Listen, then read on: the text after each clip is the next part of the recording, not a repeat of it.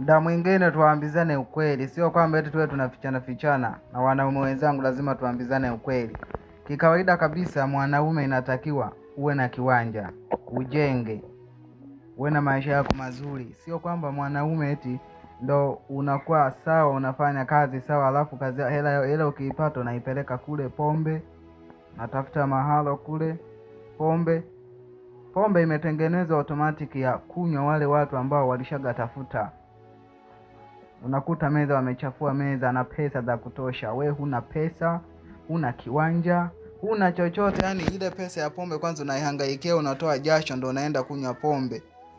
Alafu ndo unaenda kunywa pombe, mwenzio kule anaendesha malenji malova, anaendesha gari, we unaenda kupangana naye eti kunywa pombe. Unywe pombe kwa pesa hiyo nayo itafuta, unywe pombe. Huna hata kiwanja, mwanamke mpaka anakuzidi, yani mtoto